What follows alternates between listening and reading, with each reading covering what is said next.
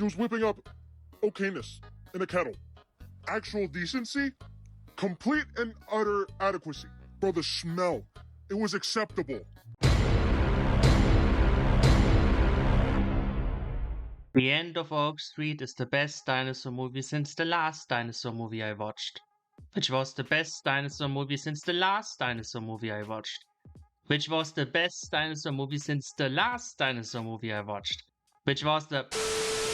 This movie has been getting a lot of praise for being better than the Jurassic World movies, and I feel like that says less about the quality of this movie and more about how stupid the plot and how safe the action is in the Jurassic World movies. This is a perfectly fine movie about a family trying to survive against dinosaurs, nothing more, nothing less. It's the dinosaurs attacking suburbia horror that people were expecting from the Jurassic World franchise ever since the ending of Fallen Kingdom. And the concept works because here we are rooting for average civilians in an unprecedented situation, instead of mercenaries who really should be better prepared so many movies in. The paleo community has been looking forward to this movie ever since it was announced under the title Flowervale Street, which, just like The End of Oak Street, is a fucking terrible title for a dinosaur movie. Even its Japanese title, Oak Street Anomaly, is better, because at least it makes me think of Primeval. This whole movie kinda feels like a feature-length Primeval spin-off episode, because the time travel portal is presented as some kind of natural phenomenon instead of a science experiment. Did you know that Warner Bros. Bought the rights to make a Primeval movie in 2009? Whatever happened to that?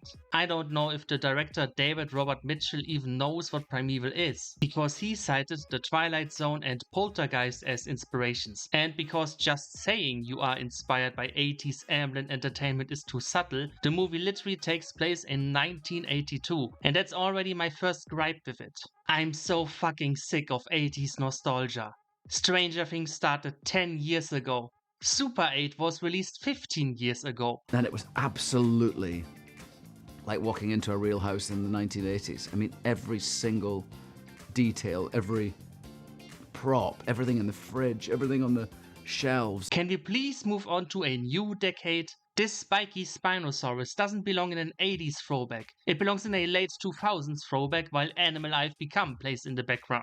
There's a dinosaur book in this movie that somehow has both this old avocado-shaped Torosaurus and Dino Raul's T-Rex. There is no reason for this movie to take place in the 80s. If it's because the director didn't want to incorporate smartphones or the internet into the story, well, guess what? Once the entire neighborhood gets transported back in time, all that modern technology becomes useless anyway. I thought maybe this was set in the 80s to provide a contrast with the modern dinosaur designs. Before Jurassic Park was released, a regular person would probably still think of dinosaurs as cold-blooded, slow-moving reptiles. So maybe the characters in the film would be surprised to see warm-blooded, feathered dinosaurs, or even make some fatally wrong choice because they assumed the dinosaurs would not be capable of doing some specific thing. But no, they go, holy fuck, we are in the past and there are dinosaurs.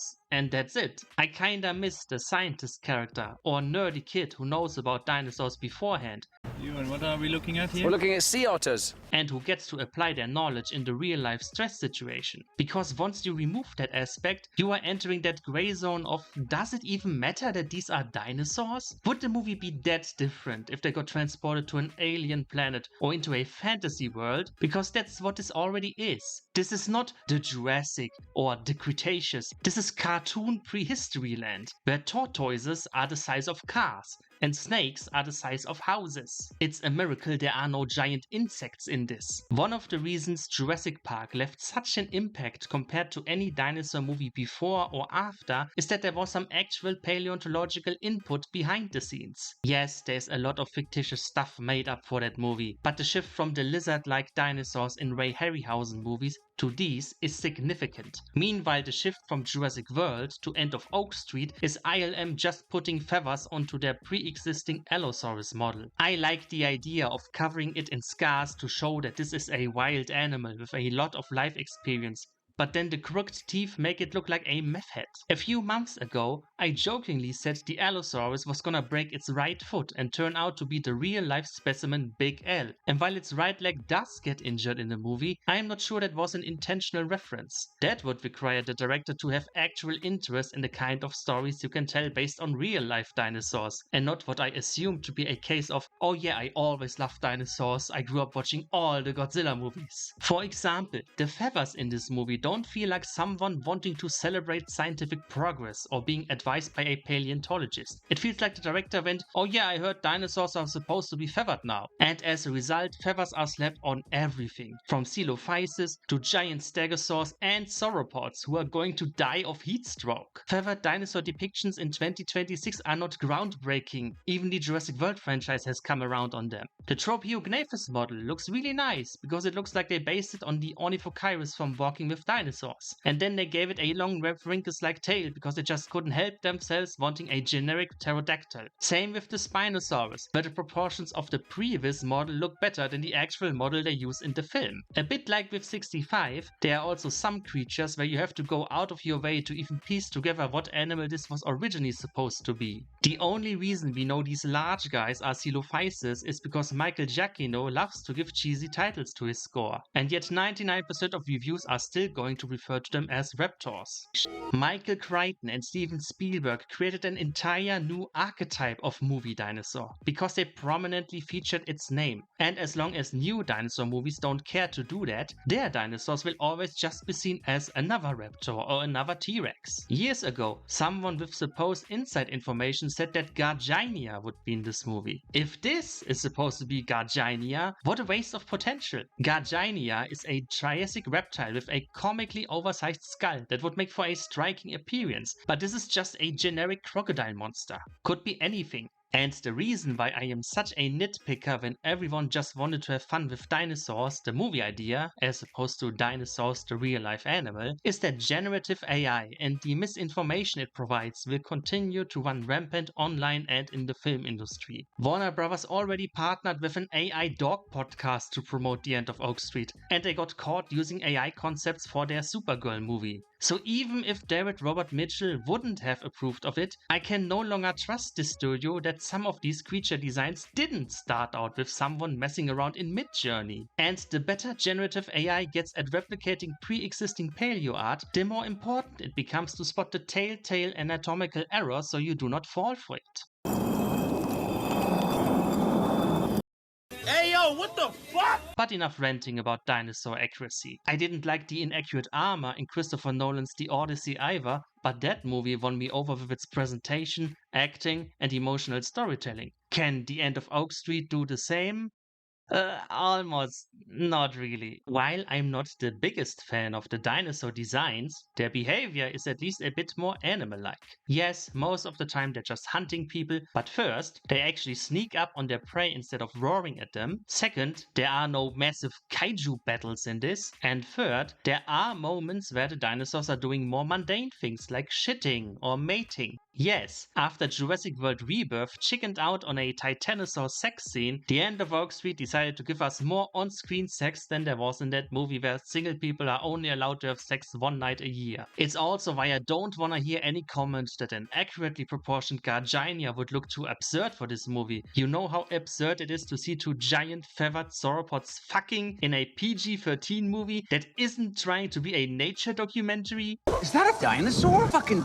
It is. The fact that they are so shaggy makes the scene kinda disgusting because you can just imagine how much they must reek. At the same time, the scene tries to be wholesome because Anne Hathaway spontaneously decides she wants to take a photograph of Ewan McGregor in front of these two sauropods to capture the bizarreness of the moment. This scene feels like a microcosm of the entire film. It tries to be a black comedy and a wholesome family adventure at the same time, and at least for me, the stylistic clash did not work. We have our classic nuclear family. Ewan McGregor is the dad, Anne Hathaway is the mom, they have a son and a daughter, and of course the parents are hiding some issues from each other that eventually bubble to the surface, but then they make up with each other because It's about family, and that's what's so powerful about it. there was actually less character stuff than I expected. Once the neighborhood gets transported into the past, the survival becomes the main focus. The movie spends quite a lot of time building up to the dinosaurs, as you just hear human screams in the distance and see empty streets with the occasional blood-stained human body, and it is effective horror. But, and I hate to bring up this comparison, like 65, this just turns into a series of dinosaur encounters that you could arrange into any random order, with the exception of one scene which we'll get to in spoilers. You'd never guess which of these creatures is the final one they encounter, because the movie doesn't have a grand final. Even 65 had a grand final, but here they just run from one dinosaur into the next one. And funnily enough, it's all the fault of their son for leaving the safety of the house to go search for his missing dog. The fucking dog that they marketed so heavily is barely in the movie. And no, of course the dog does not die. There is sex and blood and dismemberment, but God forbid anything happens to the heckin' Paperino. Multiple cats do get killed in this, by the way.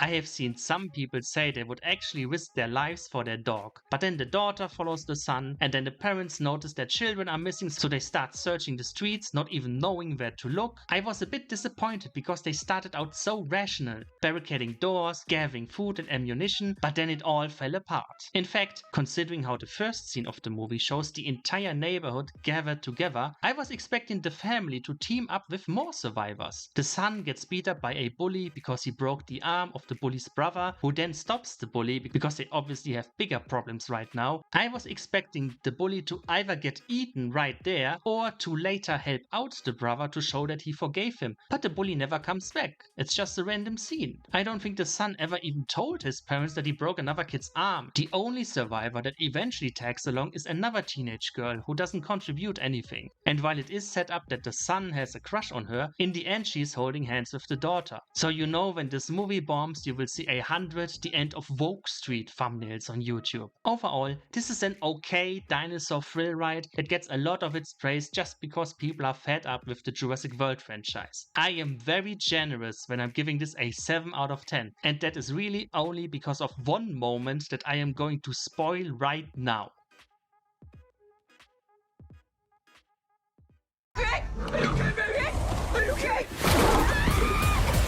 Whose fucking idea was it to put that shot in the trailer? Right after that trailer cuts, Ewan McGregor is slammed into the ground, missing his fucking leg. My jaw was on the floor. My eyes were wide open. My brain was still trying to rationalize, so is he gonna hobble around on one leg for the rest of the film? But then the Allosaurus chomps down and fucking eats him. And it doesn't just pick him up and quickly swallow him. No, its head stays down, munching just out of frame the entire time. All while Anne Hathaway and the kids just stare in disbelief. This is the kind of stuff Jurassic World would never do with their main characters. Or even if they would, it would be as some heroic sacrifice in the climax. But instead it just comes out of nowhere. People were audibly reacting and some started laughing. For black comedy horror, this moment is great, but when we see Anne Hathaway grieving in the next scene, I think I was still in too much shock to feel any sad emotion. Also, the Allosaurus scene happens right after the sauropod fucking scene. Anne Hathaway took a photograph of her husband just in time so she would have memorabilia to sadly look at in the aftermath. And when they are back in their house, we get another scene that feels more like black comedy, when a gigantic snake slithers through the entire house with every character conveniently looking away until the son shoots it with an arrow. The son has a bow and arrow that he keeps fumbling throughout the entire movie, and that is another thing that feels like David Road Mitchell is taking the piss out of family movie tropes. The only time the son actually achieves something with his bow is when he is shooting at a massive slow target that isn't even looking at him. The end of the movie is another thing that I have seen almost everyone be disappointed about.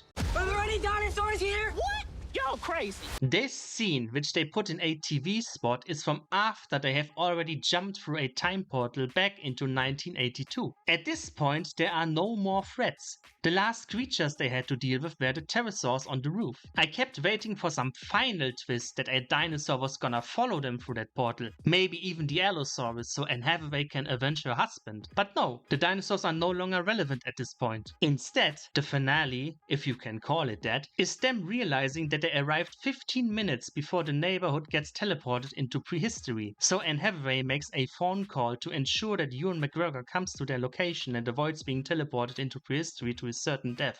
Is that a fucking dinosaur? It is. This is the Ewan McGregor they save, reacting to seeing his neighborhood be swapped with a prehistoric swamp. So they managed to spoil even that in the marketing. I thought maybe now that all these dinosaurs pop up in the present, there would be one final climactic set piece. But no, we cut to 2 years later and are told that the whole area has been quarantined and any dinosaurs that escaped were captured or killed. They managed to give their own premise the Jurassic World Rebirth treatment. So yeah, the family is back together, and that horrifically dark moment from earlier is meaningless. What gets even more egregious is that it is later revealed that Anne Hathaway also called all her neighbors that were killed throughout the movie, and somehow convinced each one of them to also suddenly in the middle of the night leave the district. One of these neighbors had beef with them and was willing to shoot their dog if it walked into his garden again. This guy was the most obvious dino fodder of all time, but because we want a positive family movie ending, even he gets saved. For how brutal most of the movie is, this ending is too saccharine. And if you're thinking about it, even this saccharine ending is actually fucked up, because rescuing this Ewan McGregor means that his wife and children were still teleported into prehistory and probably died a gruesome death. Maybe a sequel to The End of Oak Street will be about this alternative Anne Hathaway returning to the present and causing trouble, but I doubt this movie will get a sequel because it is not performing well at the box office, and unfortunately I can kinda see why. This movie that is terrifying but also really wholesome at the same time. I love the idea that families could go and experience this together. Yes, the Jurassic World franchise has an unfair dinosaur movie monopoly, where the worst one still makes $1 billion while everything else struggles to stand out. But The End of Oak Street falls right in between wholesome family adventure and violent comedic horror. And it is a combination that I don't see working particularly well, especially on rewatches.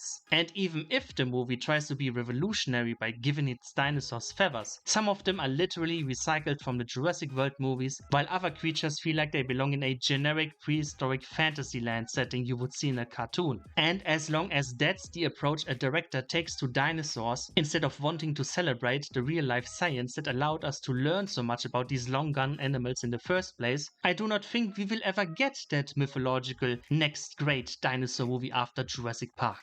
Even the Paw Patrol movie at least has characters say the dinosaurs' names, and has paleontologist characters who are excited to study living dinosaurs. And before you ask, no, as a grown man in my mid-30s, I did not go to a cinema to watch a movie for preschoolers.